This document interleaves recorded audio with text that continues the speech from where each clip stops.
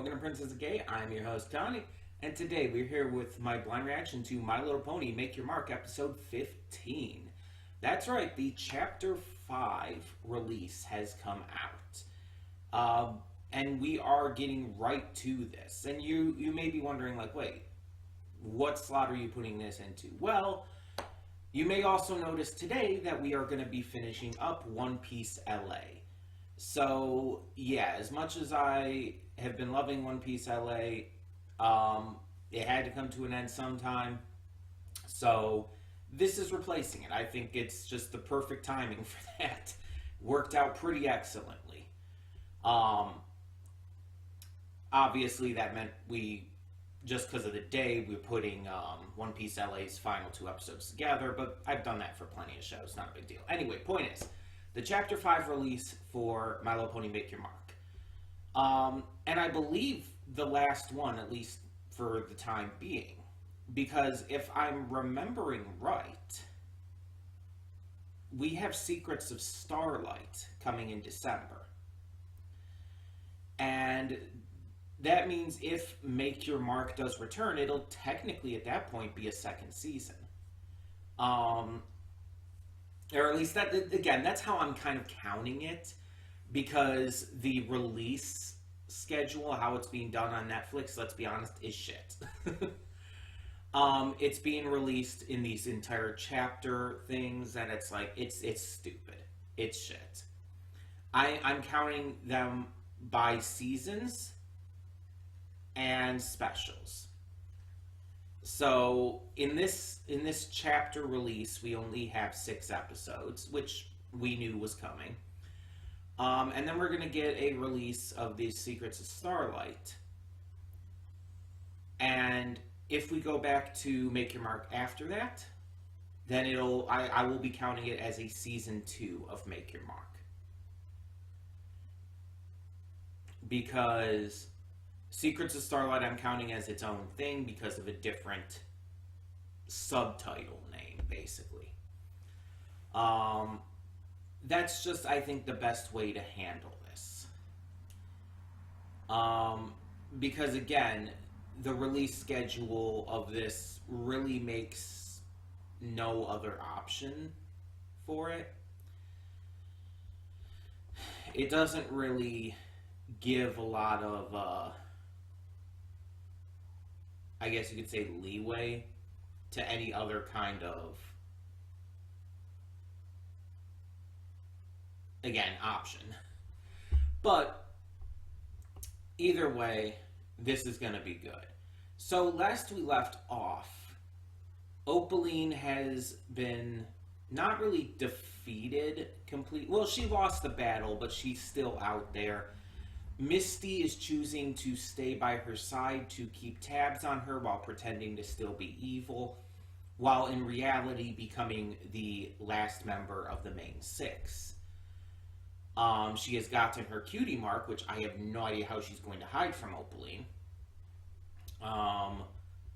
Maybe she'll come up with an excuse, like pretend it's fake, as a way to get to the other ponies, to get on their side and everything. But the thing is, it's like the cutie mark is the entire thing that Opaline's holding over her head. It was the entire motivation for Misty to stay with her. So, I mean, we know Misty's not truly with her anymore, but it's just going to be an interesting dynamic to see continue to try to be played out. I'm hoping, though, that we do see more of Misty in the general day-to-day shenanigans that our characters get up to. I hope that she becomes, like, more prominent. Not that she hasn't been prominent enough as it is, but, you know, I want her to have more of a main character status, I guess you could say. Now that she officially is one.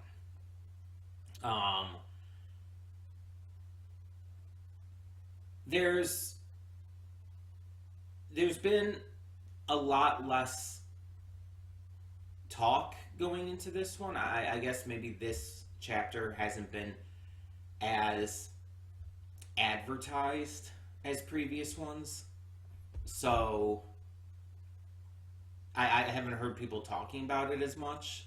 But that doesn't mean it's not going to be just as good.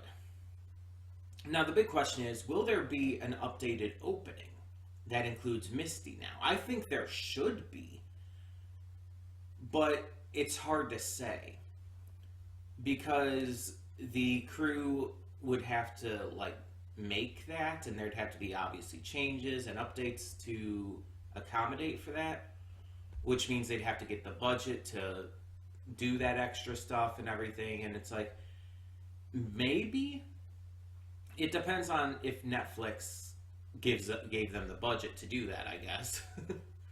I really do hope so, though, because I feel like keeping the opening with just the main five trotting around and everything without Misty would feel out of place now. Because, again, Misty is officially the sixth member of their group. The last episode made it very official. So not having her in the opening, outside of that little part where it shows Opaline and Misty together, would make no sense. Even if you had, like, a little part at that point of Misty, like, looking towards the camera with a knowing smile or something, it's like it still wouldn't work anymore. And you also have to take into account the problem of, like, how the creators envision this. Like, was this all how was this envisioned to be, like, chaptered like this, or was it envisioned to be actual season style? And if so, would that affect when the opening changes or whatnot? I don't know. It's really hard to say because this entire organization on Netflix, again, is shit.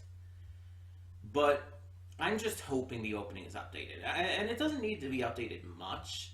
The song can stay the same. Most of the beats of the opening can stay the same. Just Misty is added in now with the rest of the crew. Like, she gets her own, like, freeze frame, cutie mark moment. She gets to dance with them, and at the end part of the opening, I guess we'll see.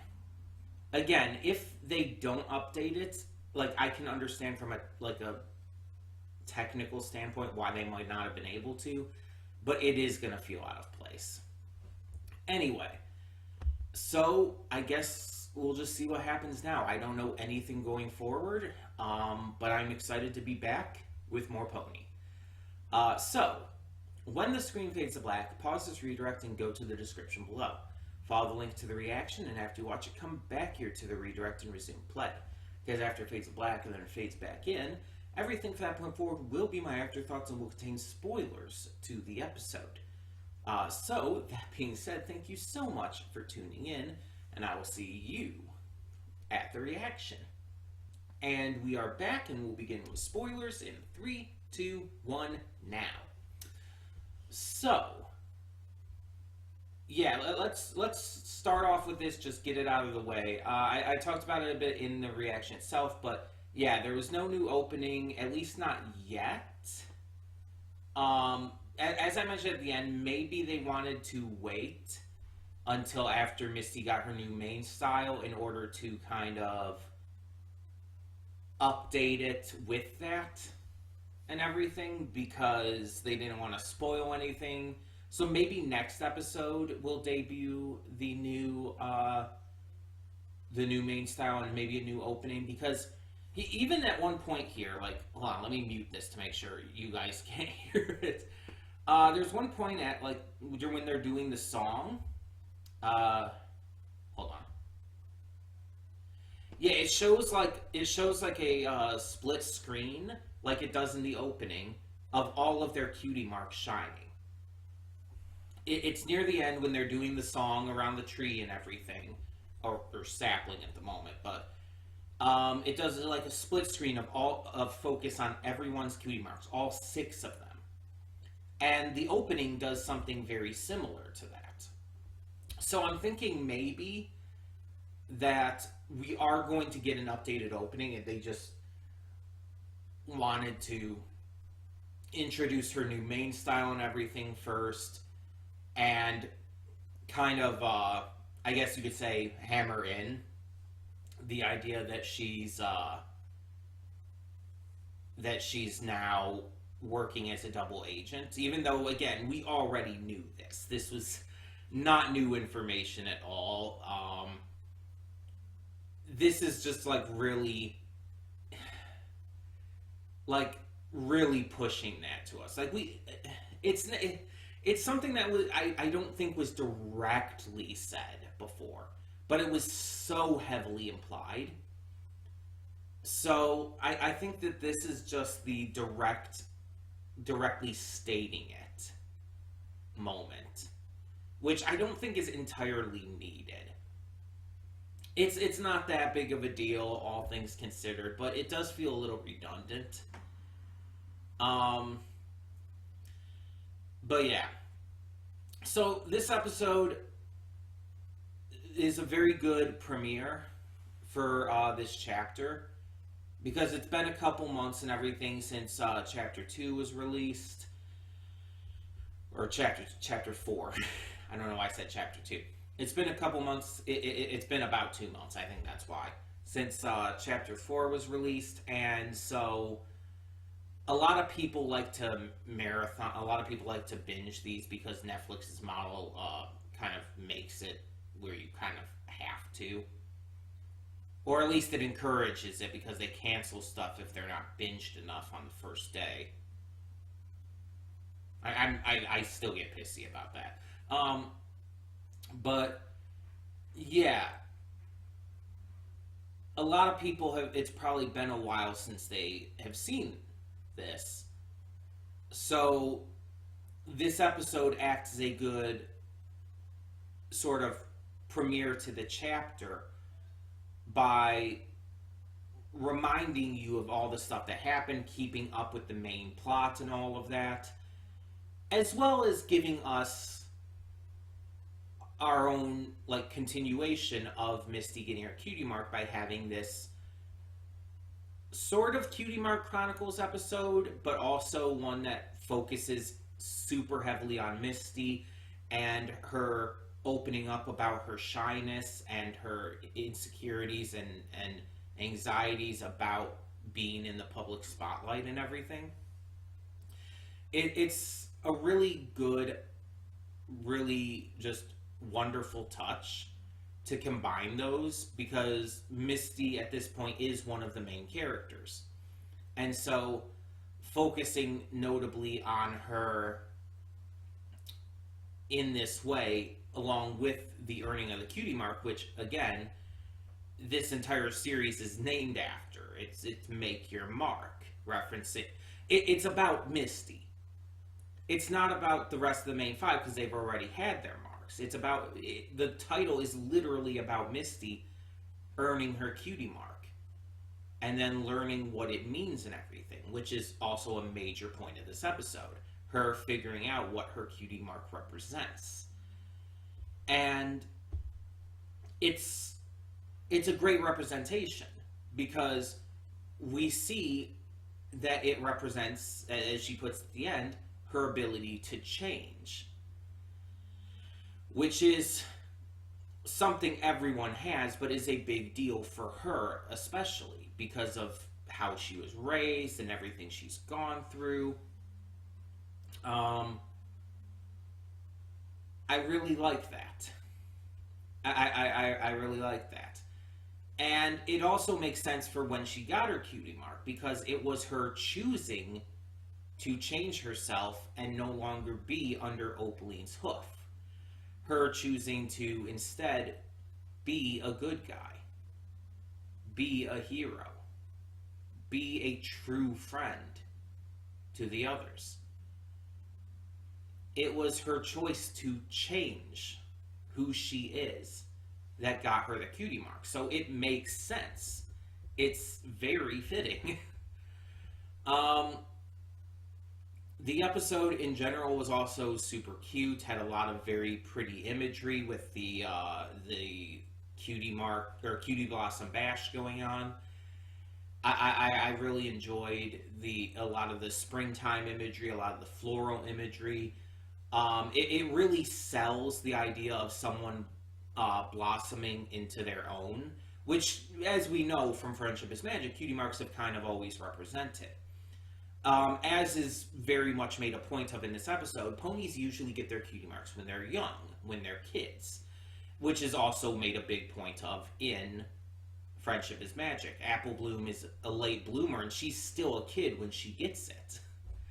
Um, she and the other CMCs are just late bloomers in that regard compared to others like Diamond Tiara, Silver Spoon, Featherweight, Pipsqueak, and so on and so forth. And it makes a point of that in this episode of Make Your Mark by having Misty point that out, that all of her contemporaries who also got their cutie marks just recently are also children, while she's the oldest one there who's an adult in the same age range as the rest of the main six. So it's like, it's a very different experience for someone like that, for someone of that age to go through that. And even though Seashell like even points out like, oh, it's unusual, I didn't know someone of your age could get a cutie mark for the first time, she's also super supportive of her. She's like, I'm here with you, just follow me and everything. And she's like, it's great, it's wonderful to see that. Like, there's no judgment at all. She's not like making fun of her. There's no even threat of her making fun of her. It doesn't even like try to play with that idea. It's just unconditional support, which is in general what Misty receives this entire time. Not a single pony in this episode ever judges her except Opaline. And that's a big point of this episode. Every single pony she interacts with in this, from the queen to the guards to the young ponies who got their cutie marks to obviously her friends, it's like they all treat her with respect, love, admiration, and equality. None of them treat her as if she's different or weird or unusual just because she got her cutie mark at a later age. They never even consider doing that. And I think that's a fantastic thing to show. I think that's honestly beautiful. And unfortunately not entirely realistic, but that's neither here nor there at the moment. Little bit of wish fulfillment there for the real world, but still very nice to see.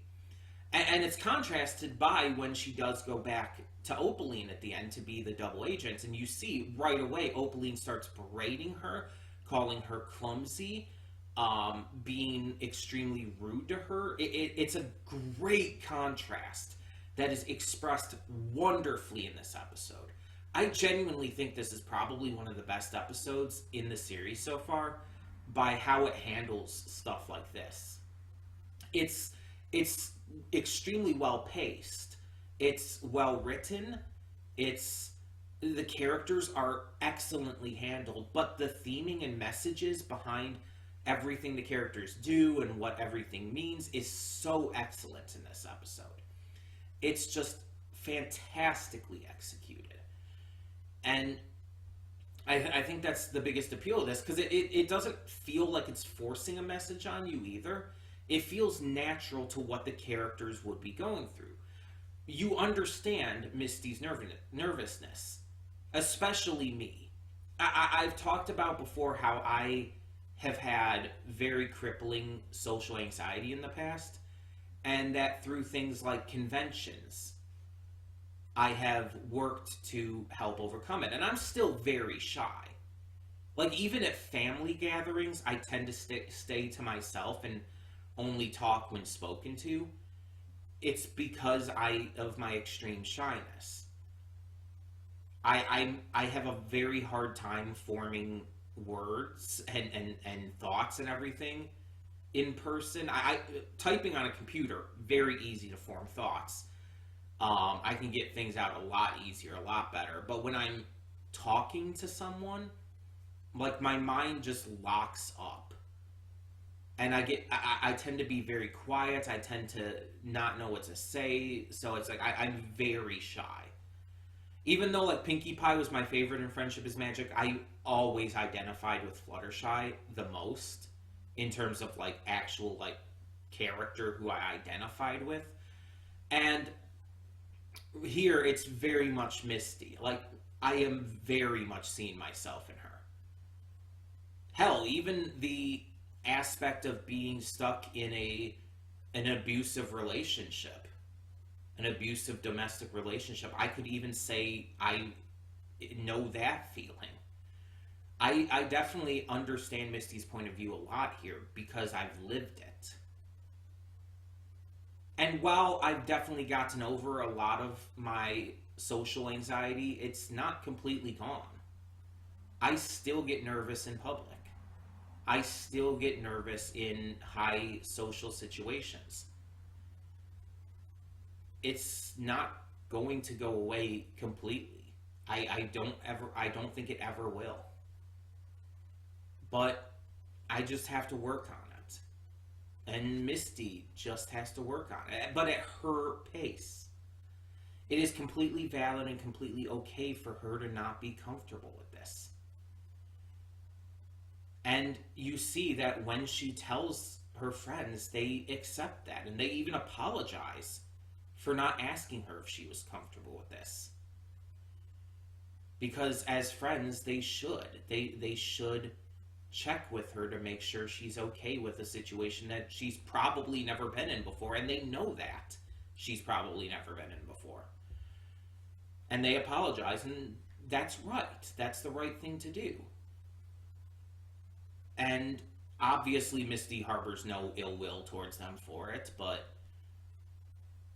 yeah, I just really like how this was handled. And yada yada, voice acting is great, visuals are great, all of that is same as always, but yeah, this episode really just nailed a lot for me. Misty's new look is really pretty, really cute. I really like it. Bahia Watson really, really owned the role in this one. Like, meeting her at TrotCon back in July, like, she's so nice. So absolutely sweet. And I briefly talked to her about the episodes coming, and she mentioned, like, they were going to be really good, and I wasn't going to be ready for what was coming, which is an interesting statement to make. But yeah, it's like if more of these episodes are going to be like this one, like I'm all for it because this was super well handled. But yeah, I'm excited to see what comes next. I'm hoping. I may be just really pushing for this, but I really do hope that they update the opening. It even with her acting as a double agent, it would just feel so off, especially with if the opening keeps her old main style, it would just feel so off. And then another question though, when Secrets of Starlight comes out, is that going to change the opening? And if so, is that going to have a notably different opening? Because even the song in this opening is about Make Your Mark. So it's like, I feel like Secrets of Starlight would almost have to have a completely different opening. Right? I don't know. I guess we'd have to see. I'm very, very excited for more, though. Like I said, I really love this series. Like, I've heard some people just don't like it, and that's completely fine. As long as you don't knock people who do love it. But I'm one of those people who I'm just loving this. Like, not just liking it, but loving it.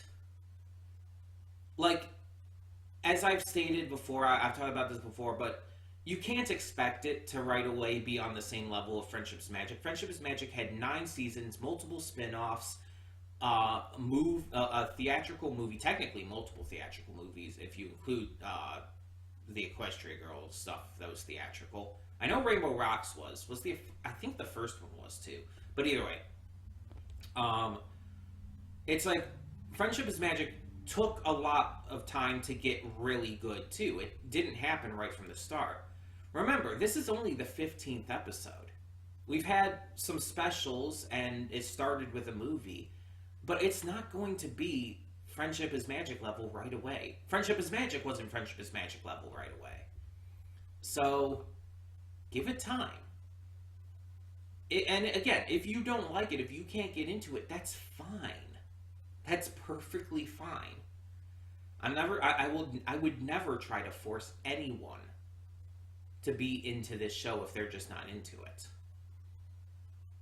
But at least give it a chance. That's all I can ask. At least give it a chance. And if you're not into it, you're not into it. But I love it.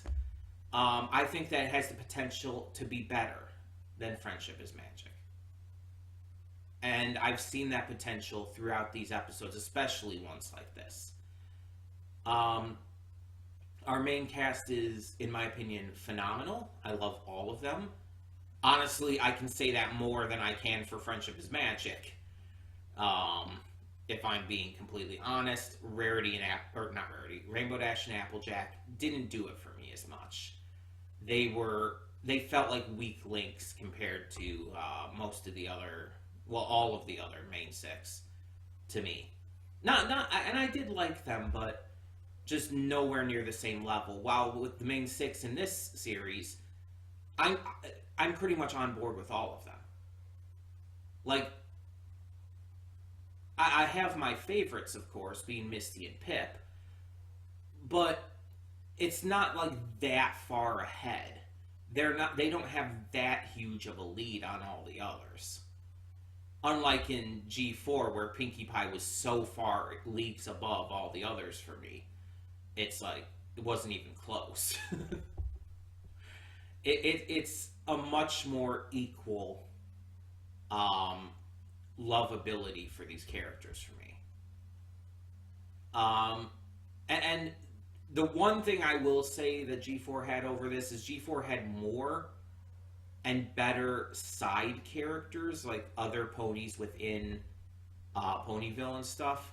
This one has not had a lot of those yet. Like, Grandma Figgy's good, but other than her, who really is there? Like, there's Sprout, I guess, but he just kind of exists and honestly isn't likable. You also have the one pony, I can't remember her name. The one who was kind of a dick at first, but eventually kind of came around. I can't remember her name. But it's like, she's just there and isn't a consistent character at all. It's like they have a lot of side characters that are just not super consistent. Outside of the Queen, Alphabiddle, maybe a couple specific guards. It's like there's not a lot. Oh, and Jazz and the other dude from Main Melody. Can't forget about them. But there's just not as many as Friendship is Magic, and they're not as well defined comparatively. Probably the best defined one is Sparky. So we do need more of that, I feel. But we'll see how this develops, because this is also, keep in mind, releasing like 6 episodes at a time. So we don't really get a lot in one go.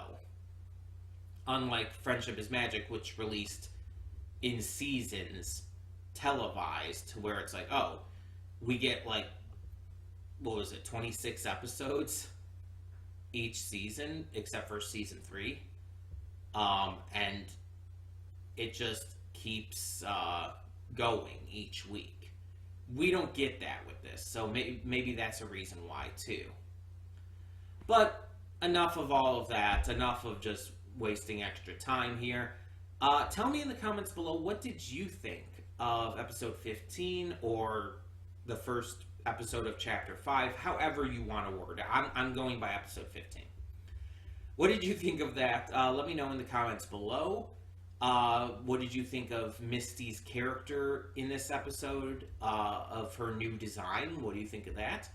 And let me know just your thoughts on any little thing about the series or the characters, as long as you do not leave spoilers, because I am watching this episode by episode, so I will not be binging this.